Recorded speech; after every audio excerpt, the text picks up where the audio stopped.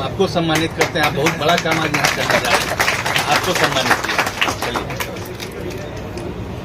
आज हम बात करेंगे बिहार के एक ऐसे क्षेत्र की जिसे मिनी शिमला के नाम से जाना जाता है और जहां विकास की एक नई पटकथा लिखी जा रही है। जी हां, हम बात कर रहे हैं सिमुलतला की, जहां अब क्षेत्रवासियों को इलाज के लिए बाहर जाने की जरूरत नहीं पड़ेगी।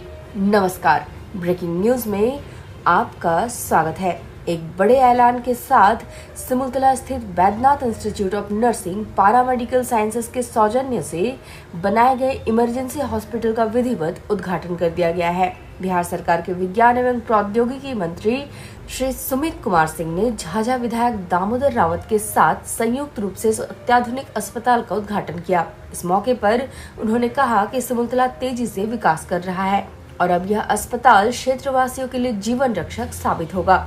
मंत्री महोदय ने साफ किया है कि उनकी प्राथमिकता में विकास सबसे ऊपर है।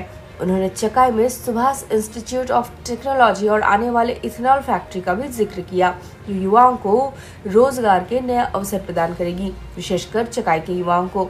देखिए, ये इलाका काफी सुदूरवर्ती इलाका है और ये जंगल के बीच में घिरा हुआ वन क्षेत्र किया जाता है और इन इलाकों में कभी कोई बीमार पड़ जाता था तो सरकारी सुविधा भी है। उसके अलावा अगर यहाँ पे इस तरह की सुविधा, अब तो ये एनएच से जुड़ने जा रहा है ये इलाका। ये सच्चाई है कि हर एनएच के आप एनएच से जहाँ गुजरते हैं वहाँ ट्रॉमा सेंटर टाइप का हॉस्पिटल खुल रहा है और इस तरह का हॉस्पिटल अगर यहाँ पे खुल रहा है, ये दिखा रहा है कि हमारे सरकार का जो कार्यकाल रहा है, उनके द्वारा जो किए गए कार्य हैं कि सुदूरवर्ती इलाके में भी बाहर के लोग यहाँ के हॉस्पिटल खोल रहे हैं। आप देख रहे हैं आंध्र प्रदेश के लोग हैं, वो लोग यहाँ के हॉस्पिटल खोल रहे हैं। ये दर्शाता है कि अपने आप में लोग डेवलप करते जा रहे हैं और बाहर के लोग यहाँ पे आके निवेश कर रहे हैं। जनता की मांग है पॉलिटेक्निक, बिल्कुल पॉलिटेक्निक कॉलेज के जो ये है वहाँ पे शुरुआत हो चुका है। आप चले जाइए, वो हमारे चकाई का जो इठाड़ी पंचायत है उसमें जो कॉलेज चल रहा है सिमुलतला। क्या लगता है सिमुलतला का बढ़ता कदम कहीं न कहीं मिलकर पत्थर साबित होगा बिहार के विकास में? बिल्कुल, सिमुलतला तो पूर्व से विकसित है। सिमुलतला को तो जब अंग्रेज थे उस समय से इसको मिनी शिमला कहा जाता है। सिमुलतला एथेनॉल फैक्ट्री में रोजगार कहाँ के लोगों को मिलेगा सर? हमारे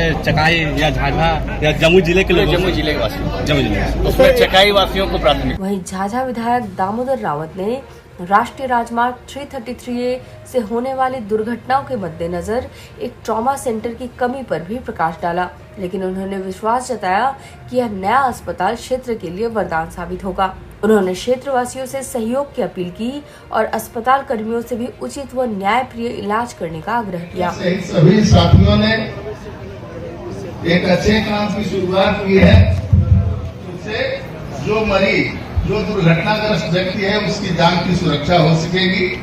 मैं आपसे सिर्फ इतना ही कहना चाहता हूं कि इस अस्पताल को आप लोग सहयोग करिए और हम इनसे भी आग्रह करेंगे, जो अस्पताल के स्टाफ हैं, अस्पताल में जो कार्यरत कर्मी होंगे, उन सारे साथियों से। इस अस्पताल के निदेशक श्री सतीश पास्याबुला ने बताया कि यह अस्पताल क्षेत्र की जनता को सरल, सुगम और सस्ता इलाज उपलब्ध कराएगा। उन्होंने कहा कि यह आधुनिक सुविधाओं से लैस है, जहां सभी प्रकार की जांच और प्रसिद्ध डॉक्टरों की टीम द्वारा सफल उपचार किया जाएगा। 2020 में पहला कदम उठाए थे कि ऐसा शिक्षा क्षेत्र को हम लोग आगे बढ़ाए जिससे स्वास्थ्य भी जुड़ा हुआ रहे।